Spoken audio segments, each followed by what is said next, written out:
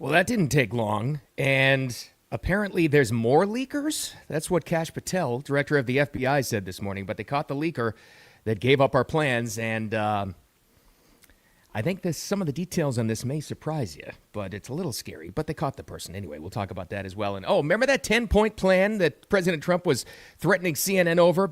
And it wasn't just them, all the media ran with it, the 10-point plan, Iran demands of the U.S., Yeah, it was propaganda, and every single one of our media outlets fell for it. Wonderful. Isn't that fantastic?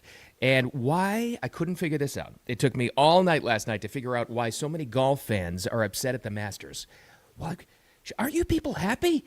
This is your big event. What's going on? They're mad at ESPN and their coverage of the Masters. Anyway, a tradition like no other. We'll get to that, too. Thanks for finding me with Wicked Radio, the live stream, and replay on X, YouTube, Facebook. Audio podcast posted shortly thereafter, usually about 9 a.m. in real time, wherever you like to get your podcasts. But let's get right to it. Leaker caught.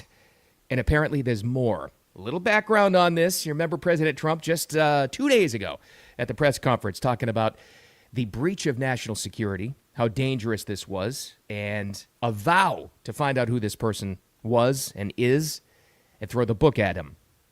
Or in this case, her. Here's the background. As you probably know, we didn't talk about the first one for an hour. Then somebody leaked something, which we'll hopefully find that leaker. We're looking very hard to find that leaker. And talked about there's somebody missing. They basically said that we have one and there's somebody missing. Well, they didn't know there was somebody missing until this leaker gave the information. That was the background. So you remember that, too. It was a little bit confusing at the time, and it worked out great. The end of the story was fantastic. We got both of our military members rescued. It was an incredible operation. But they tried to keep it a secret, the military did, that there was somebody missing still. CNN, we're pretty sure that was the media outlet, blabbed about it that there was somebody missing. Well, they get that information from somebody, some leaker. Well, they found the person. And the person is, you ready for this? Courtney Williams. I think it's an interesting twist on this that the leaker happens to be a female, and she's been arrested, because almost everybody is calling for the full extent of the law to be thrown at the leaker.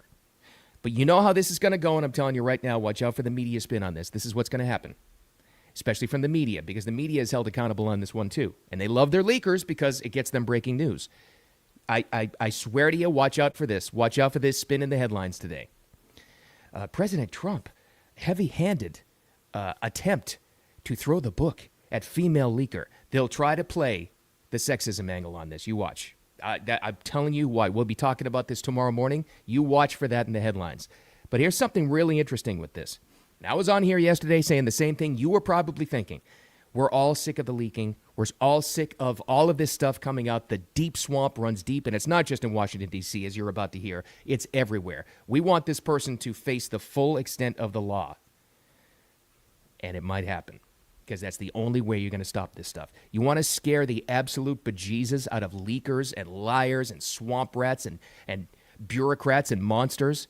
This is how you do it. Now, here's some background of this Courtney Williams, and this is fascinating. For this, we got to go to a report from the guy's name is Sean Gallagher, and he's a reporter for a CBS affiliate in Raleigh, North Carolina. It's relevant to the story because this involves Fort Bragg. Yeah, it gets scarier. So here's the story he did on this Courtney Williams. This guy, this reporter, has talked about her before because she has been featured in a book about her inner workings. Yeah, with Delta Force at Fort Bragg. We're going to take this one in pieces because it's kind of unbelievable. But here's the start of his report. He's familiar with the story because he's talked about it before. She's gotten her name out there publicly before, talking about military secrets and the inner workings of Delta Force. You see where I'm going? Here's the start of the story. We'll take a pause. Clearance while she worked with Delta Force there with the Army in Fort Bragg. She's the whistleblower that called out the maltreatment that she was experiencing while working there. But the feds believe she was giving away a lot more than just workplace secrets that could have put soldiers' lives at risk. For 8 years, Courtney Williams worked in the Army's Delta Force at Fort Bragg, behind-the-scenes work to help maintain cover for one of the military's most secretive groups. Let's just take a pause there. Delta Force. Maybe you're a veteran or you just love military history, You know the long-storied, incredible, impeccable tradition of Delta Force and what they've done for us. Most of it, undercover and clandestine. And you've got this lady whose job it was to keep Delta Force undercover. And this is the leaker we're talking about here. But it's even more than that. Again, this is only relevant to the story. The only reason why I'm bringing it up.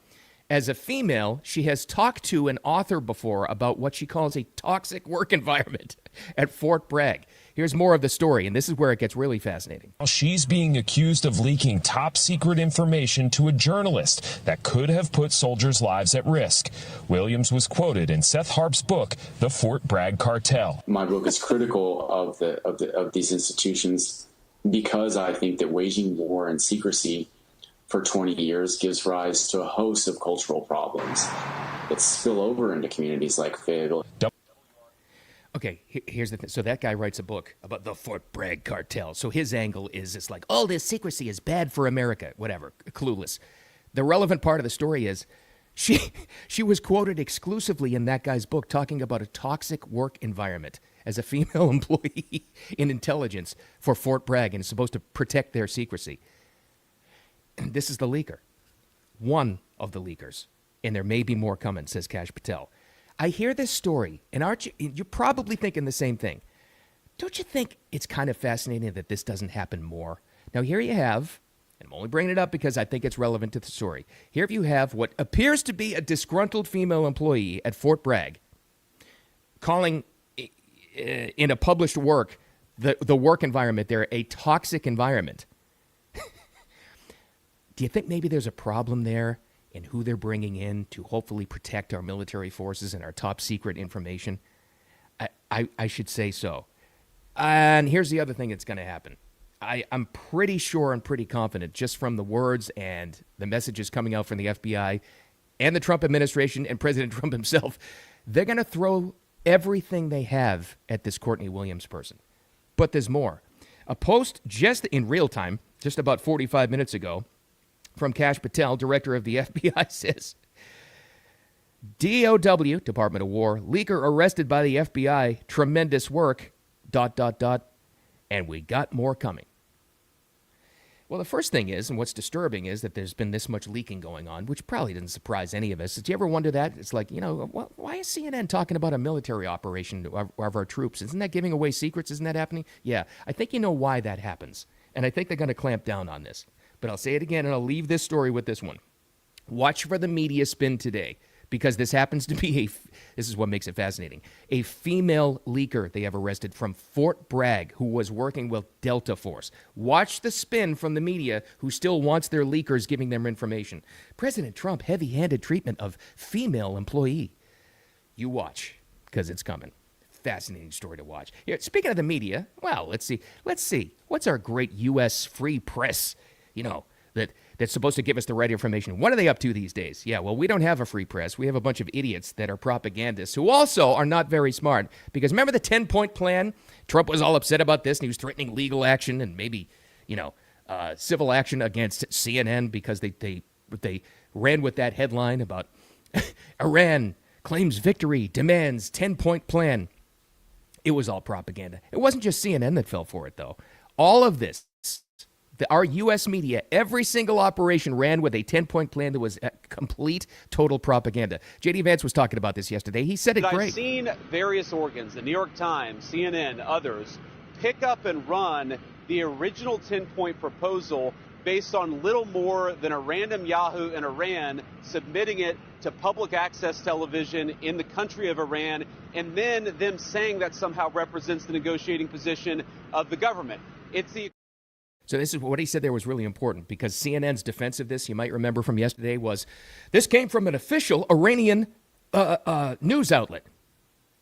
There's no official Iranian news outlets. It's a state-run, tyrannical, state-run news operation. But because they published it and they went with it, this 10-point plan they demanded of the U.S. negotiations, CNN said that's a legitimate source.